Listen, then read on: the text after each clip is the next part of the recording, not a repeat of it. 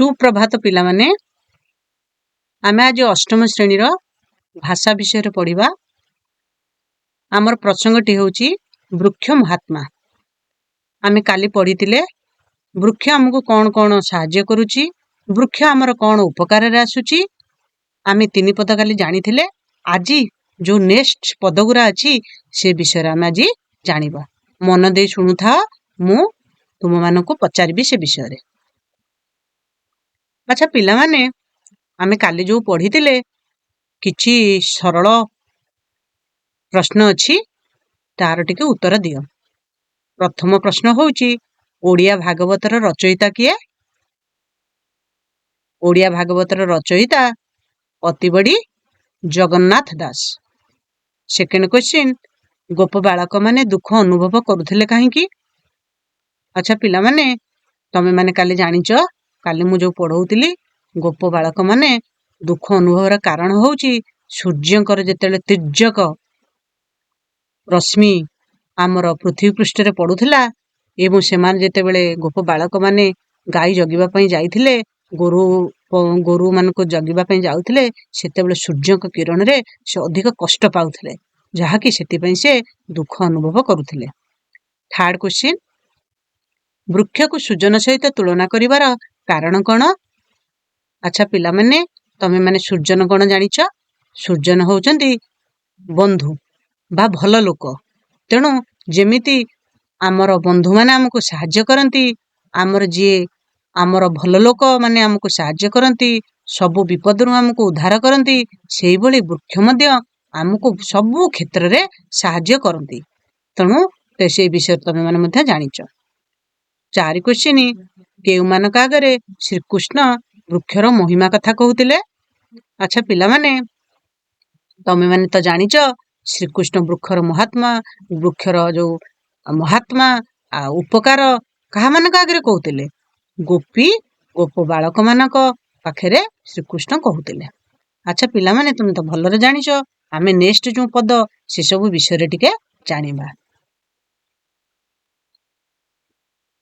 अच्छा पिला माने मु गीतटी बोलुची, तमे मन दे टिके सुन, तापरे मो पाखरे पुणी बोलिबो तमे। हे स्तोक कृष्ण मित मोर, श्रीदाम अर्जुन सुबल, अंशु विशाल देवप्रस्थ, देख हे वृक्षंक महत्व। परे करंती उपकार, सुजन प्राणीक व्यवहार, शीत बरसा घर्म दुख, सही आंभंकु द्यंती सुख। धन्य जीवन एहांकर, जीविका हुंती प्राणींकर, सुजन घरे जेन्हे जाई, अतिथि निराश नुहई। पत्र कुसुम फल छाई, मूल बकल दारु देई। अच्छा पिला माने आमे जो पद गुडी को नेइचे तार किछि कठिन शब्द अछि, तेणु आमे प्रथमे कठिन शब्दर आमे तार मीनिंग ता जानिबा, तापरे आमे से विषय रे जानिबा। हे स्तोक कृष्ण मित मोर, श्रीदाम अर्जुन सुबल। एठी जो स्तोक कृष्ण कहा जाइछि, काहाकू कहा जाइछि तमे जानिଛ कि? ये होउचंती श्रीकृष्णकर जने सखा। श्रीदाम अर्जुन सुबल अंशु विशाल देवप्रस्थ ये समस्ते होउचंती श्रीकृष्णकर जने जने जने सखा। परे करंती उपकार, सुजन प्राणीक व्यवहार। अच्छा पिला माने एठी सुजन काहाकू कहा जाइछि? सुजन भल लोक मानकू कहा जाइछि। शीत बरसा घर्म दुख, सही आंबकू द्यंती सुख। अच्छा पिला माने एठी गोटे घर्म वार्ड अछि। घर्म कोन जानिଛ? घर्म होउची झाଳ। तम मानक देहरु जेमति झाଳ हुए, सेमति वृक्ष देहरु मध्य झाळ हुए। सूर्यंक किरण जेतेबेले हमर ग्रीष्म ऋतु आसे, सेही समय रे बहुत झाळ हुए। धन्य जीवन एहांकर, जीविका हुंती प्राणीकर, सुजन घरे जेन्हे जाई, अतिथि निराश नुहई। एठी सुजन कहिले कोन बुझुछ? आगरु तो बुझेइतिली, सुजन माने कोन? भल लोक। भल लोकंकु कहा जाय सुजन। आ अतिथि माने ଅତିଥି ମାନେ ତମ ଘରକୁ ଯୋଉମାନେ ଗେଷ୍ଟ ଆସନ୍ତି ତାଙ୍କୁ ଅତିଥି ବୋଲି କୁହାଯାଏ। ପତ୍ର କୁସୁମ ଫଳ ଛାଇ ମୂଳ ବକଳ ଦାରୁ ଦେଇ। ଦାରୁ କହିଲେ କଣ ବୁଝୁଛ ପିଲାମାନେ ଜାଣିଛ? ଦାରୁ କହିଲେ କାଠ। ଆଚ୍ଛା ପିଲାମାନେ, ତମେ ତ ଆମର କଠିନ ଶବ୍ଦର ଅର୍ଥ ଜାଣିଲ। ତାପରେ ଆମେ ଜାଣିବା ଏଇ ଯୋଉ ବିଷୟରେ ଆମର କବି ଅତି ବଡ଼ି ଜଗନ୍ନାଥ ଦାସ କଣ ବର୍ଣ୍ଣନା କରିଛନ୍ତି ସେ ବିଷୟରେ ଆମେ ଟିକେ ଜାଣିବା। ପ୍ରଥମ ପଦରେ ଆମର କବି କଣ କହିଛନ୍ତି ଟିକେ ଆମେ ଜାଣିବା। ଅଂଶୁ ବିଶାଳ ଦେବପ୍ରସ୍ତ ଦେଖ ଏ ବୃକ୍ଷଙ୍କ ମହତ୍ଵ। ଆଚ୍ଛା ପିଲାମାନେ, ଏଠି ଆମର ଯୋଉ କବି ଜଗନ୍ନାଥ ଦାସ କୃଷ୍ଣ, ଶ୍ରୀଦାମ, ଅର୍ଜୁନ, ସୁବଳ, ଅଂଶୁ, ବିଶାଳ, ଦେବପ୍ରସ୍ତ ଇଏ ସମସ୍ତେ ଜଣେ ଜଣେ ଆମର ଶ୍ରୀକୃଷ୍ଣଙ୍କର ମିତ ଥିଲେ ଏବଂ ତାଙ୍କ ଆଗରେ କଣ ବର୍ଣ୍ଣନା କରୁଛନ୍ତି ଆମେ ଟିକେ ଜାଣିବା। ପରେ କରନ୍ତି ଉପକାର ସୂର୍ଯ୍ୟଙ୍କ ପ୍ରାଣୀଙ୍କ ବ୍ୟବହାର। ଏଠି ଆମର ଯୋଉ ତାଙ୍କର ସଖା ମାନେ ଅଛନ୍ତି ତାଙ୍କ ଆଗରେ ବୃକ୍ଷଙ୍କ ମହତ୍ଵ ବିଷୟରେ ବର୍ଣ୍ଣନା କରୁଛନ୍ତି।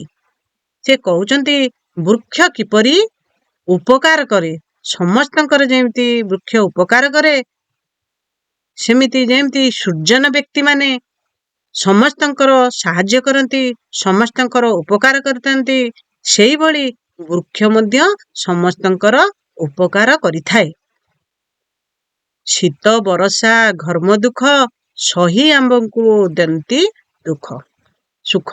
ଆଚ୍ଛା ପିଲାମାନେ, ଶୀତ କଣ ଜାଣିଛ? ବର୍ଷା କଣ ଜାଣିଛ? ଘର୍ମ ମାନେ ଗ୍ରୀଷ୍ମ ଋତୁ, ଗ୍ରୀଷ୍ମ ଋତୁରେ ଯୋଉ ଝାଳ ବୁହେ। ଆଉ ଗଛଟି ବା ବୃକ୍ଷଟି ଶୀତର କଷ୍ଟ ପାଉଛି, ବର୍ଷାର ତାଡନା ପାଉଛି, ଗ୍ରୀଷ୍ମ ଋତୁର ତାଡନା ପାଉଛି, ସବୁ ଦୁଃଖ ପାଇ ମଧ୍ୟ ସିଏ ସବୁ ଜିନିଷ ସବୁ ଦୁଃଖ ସହ୍ୟ କରି ଆମକୁ ସେ ସୁଖ ପ୍ରଦାନ କରୁଛି। ସୁଖ କେମିତି ପ୍ରଦାନ କରୁଛି? ଆମେ ବୃକ୍ଷଟାରୁ ଫଳ ପାଉଛେ, ବୃକ୍ଷରୁ ତାର ଫୁଲ ପାଉଛେ, ତାର ପତ୍ରରୁ ଆମେ ବିଭିନ୍ନ ପ୍ରକାର ଔଷଧ କରୁଛେ, ତାର କାଠରୁ ବିଭିନ୍ନ ଜାଳେଣୀ ଆମେ କରୁଛେ, ଆମେ ଯୋଉ ଫର୍ଣ୍ଣିଚର ଆମ ଘର ମାନଙ୍କରେ ପଡିଛି ସେ ସବୁ ବୃକ୍ଷରୁ ହଉଛି, ବୃକ୍ଷରୁ ମଧ୍ୟ ଆମେ ଅମ୍ଳଜାନ ପାଉଛେ। ତେଣୁ ସବୁ ଜିନିଷ ଆମକୁ ବୃକ୍ଷ ପ୍ରଦାନ କରୁଛି। ତେଣୁ ଯେମିତି ସୂର୍ଯ୍ୟନ ବ୍ୟକ୍ତି ମାନେ ସାହାଯ୍ୟ କରନ୍ତି ସେମିତି ବୃକ୍ଷ ସବୁ ଦୁଃଖକୁ ସହ୍ୟ କରି ଆମକୁ ସେ ସାହାଯ୍ୟ କରୁଛନ୍ତି। ଧନ୍ୟ ଜୀବନ ଏହାଙ୍କର ଜୀବିକା ହୁନ୍ତି ପ୍ରାଣୀକର। ତେଣୁ ଏ ଯୋଉ ବୃକ୍ଷ ଆମର ଜୀବନ, ଏଠି ଜୀବିକା ମାନେ କଣ? ଜୀବନକୁ କୁହାଯାଉଛି। ପ୍ରାଣୀଙ୍କର ଜୀବନ ହଉଛି ଧନ୍ୟ ଏଇ ବୃକ୍ଷ ମାନଙ୍କ ପାଇଁ। କାହିଁକି ସେଇ ବୃକ୍ଷର ଜୀବନ ଧନ୍ୟ, ଯାହାକି ସେ ଆମକୁ ଜୀବନ ଗୋଟେ ଗୋଟେ ଜୀବନ ଆମ ପ୍ରାଣୀ ମାନଙ୍କୁ ଦେଇଛି। ବୃକ୍ଷ ନଥିଲେ ଆମେ ବଞ୍ଚି ପାରିବା ନାହିଁ। ବୃକ୍ଷ ଯୋଗୁ ଆମେ ସବୁ କିଛି ପାଇପାରୁଛେ। ତେଣୁ ଜାଣିଲେ ତ ବୃକ୍ଷର ମହାତ୍ମା କେତେ ଅଛି। ତେଣୁ ଆମେ ବୃକ୍ଷକୁ କେମିତି ଆମେ ବଢେଇବା, ତାର ଯତ୍ନ ନେବା, ତାକୁ ବଡ କରିବା, ଆମେ ତେଣୁ ଏ ସବୁ ଜିନିଷ ଆମକୁ ଜାଣିବାକୁ ପଡିବ। ବୃକ୍ଷ ସମସ୍ତଙ୍କର ବନ୍ଧୁ। ସୂର୍ଯ୍ୟନ ଘରେ ଜେନେ ଯାଇ ଅତିଥି ନିରାଶ ନ ହୋଇ। ଆଚ୍ଛା ପିଲାମାନେ, ତମେ ଜାଣିଛ ଯେମିତି ସୂର୍ଯ୍ୟନ ଘରେ ଆମେ ବନ୍ଧୁ ଘରକୁ ଯେତେବେଳେ ଯାଏ ସେ ଆମକୁ ଚର୍ଚ୍ଚା କରିଥାନ୍ତି, ଆମକୁ ତାଙ୍କର ଯେତିକି ଥାଏ ଆମକୁ ସବୁ ସାହାଯ୍ୟ କରିଥାନ୍ତି, ଆମକୁ ଚର୍ଚ୍ଚା କରିଥାନ୍ତି। ସେଇଭଳି ଆମର ଅତିଥି ଯେମିତି ନିରାଶ ହୁଏନି, ସୂର୍ଯ୍ୟନ ଘରକୁ ଗଲେ ଗୋଟେ ବନ୍ଧୁ କେବେ ନିରାଶ ହୁଏନି। ତାଙ୍କ ଘରେ ଯାହା ଥାଏ ସେ ତାକୁ ଦେଇକିରି ଖାଇବାକୁ ପିଇବାକୁ ଦେଇକିରି ଛାଡିଥାନ୍ତି। ସେଇଭଳି ଆମର ଯୋଉ ବୃକ୍ଷ ମଧ୍ୟ ଆମକୁ ସେ ବହୁତ ସାହାଯ୍ୟ କରନ୍ତି। କେମିତି ବୋଲି ଆମେ ଜାଣିବା। ପତ୍ର କୁସୁମ ଫଳ ଛାଇ ମୂଳ ବକଳ ଦାରୁ ଦେଇ। ଆଚ୍ଛା ଦେଖ, ଆମେ ବୃକ୍ଷରୁ ପତ୍ର ପାଉଛେ, ପତ୍ରରୁ ବିଭିନ୍ନ ପ୍ରକାର ଔଷଧ ତିଆରି ହଉଛି। ତାର କୁସୁମ ମାନେ କଣ? ଫୁଲ ମଧ୍ୟ ପାଉଛେ। ଫୁଲରୁ ମଧ୍ୟ ଆମେ ଠାକୁରଙ୍କର ପୂଜା କରୁଛେ ଏବଂ ଫୁଲରୁ ମଧ୍ୟ ବିଭିନ୍ନ ପ୍ରକାର ଔଷଧ ତିଆରି ହଉଛି। ତାର ଫଳ ଆମେ ଖାଉଛେ, ତା ଛାଇ ତଳେ ଆମେ ମଧ୍ୟ ଆଶ୍ରୟ ନଉଛେ। ତାର ମୂଳ ମଧ୍ୟ ଆମକୁ ବହୁତ କିଛି ପ୍ରଦାନ କରୁଛେ। ଔଷଧ ଆମେ ସେଥିରୁ ମଧ୍ୟ ତା ମୂଳରୁ ମଧ୍ୟ ତିଆରି କରୁଛେ। ତା ବକଳରୁ ବିଭିନ୍ନ ପ୍ରକାର ଆମର ଯୋଉ ପେପର ତିଆରି କରୁଛେ, ଯୋଉଥିରେ ଲେଖୁଛେ ଆମେ, ଯୋଉ ସେଥିରେ ପେପର ତିଆରି ହଉଛି। ଆଉ ତାର ଦାରୁ ମଧ୍ୟ ତା ଦାରୁ ମଧ୍ୟ ଆମେ ବିଭିନ୍ନ ଫର୍ଣ୍ଣିଚର ଆମ ଘର ମାନଙ୍କରେ କରୁଛେ। ତେଣୁ ବୃକ୍ଷ ଦେଖ ସବୁ ଜିନିଷ ଆମକୁ ପ୍ରଦାନ କରୁଛି। ସେ ସବୁ ଜିନିଷ କଷ୍ଟ ପାଇ ମଧ୍ୟ ଆମକୁ ସବୁ ଜିନିଷ ସେ ଆମକୁ ଦଉଛି। ଆଚ୍ଛା ପିଲାମାନେ, ତମେ ମାନେ ଯୋଉ ଆମର କବି ବର୍ଣ୍ଣନା କରିଛନ୍ତି ପଦ ମାନଙ୍କରେ ବୁଝିଲ, ଆମେ ତା ବିଷୟରେ ଟିକେ ଜାଣିବା। କିଛି ସରଳ ପ୍ରଶ୍ନର କିଛି ଉତ୍ତର ଦବ।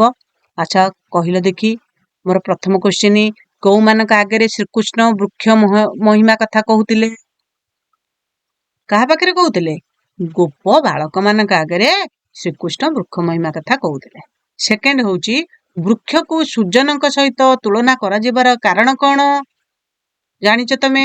ଯେମିତି ବନ୍ଧୁମାନେ ଆମକୁ ସାହାଯ୍ୟ କରିଥାନ୍ତି, ଭଲ ବ୍ୟକ୍ତିମାନେ ଆମକୁ ସାହାଯ୍ୟ କରିଥାନ୍ତି, ଆମର ଉପକାର କରିଥାନ୍ତି, ବିପଦରୁ ଆମକୁ ରକ୍ଷା କରିଥାନ୍ତି, ସେଇଭଳି ବୃକ୍ଷ ସବୁ ଜିନିଷ ଆମକୁ ପ୍ରଦାନ କରିକିରି ମଧ୍ୟ ତା ଜୀବନକୁ ବାଜି ଲଗେଇ, ତା ଜୀବନକୁ କଷ୍ଟ ଦେଇ ଆମ ସମସ୍ତଙ୍କୁ ସେ ସାହାଯ୍ୟ କରୁଛି। ଥାର୍ଡ କ୍ୱେଶ୍ଚିନ୍, ଜୀବିକା ହୋତି ପ୍ରାଣୀଙ୍କର, ଏଇ ଧାଡିରୁ ବୃକ୍ଷର ଉପକାରିତା ସମ୍ପର୍କରେ ତୁମେ କଣ ଜାଣିବାକୁ ପାଉଛ? ଜୀବିକା ମାନେ କଣ? ମୁଁ କହିଥିଲି ଜୀବନ। ପ୍ରାଣୀଙ୍କର ଜୀବନ ଯେମିତି ଗଛ, ବୃକ୍ଷ ହିଁ ସବୁ ଜିନିଷ ପ୍ରଦାନ କରୁଛି ତାକୁ। ସେଇ ପ୍ରାଣୀ ମାନେ ବୃକ୍ଷରୁ ଯାହା ଯାହା ସବୁ ଜିନିଷ ପାଉଛନ୍ତି ତାଙ୍କର ଜୀବିକା ନିର୍ବାହ କରୁଛନ୍ତି। ତେଣୁ ବୃକ୍ଷ ହିଁ ଆମର ସମ୍ପଦ। ତେଣୁ ବୃକ୍ଷକୁ ଆମେ ତାର ଯତ୍ନ ନେବା ଉଚିତ। ଆଚ୍ଛା ପିଲାମାନେ ବୁଝିପାରିଲ? କାଲି ପୁଣି ମତେ ଆସିକିରି ଯୋଉ ଆମର ଯେତିକି ପଦ ଆମେ ପଢିଲେ ତାକୁ ମୋ ଆଗରେ ଭଲ ଭାବରେ ପଢିବ ଏବଂ ବୁଝେଇବ। ଧନ୍ୟବାଦ।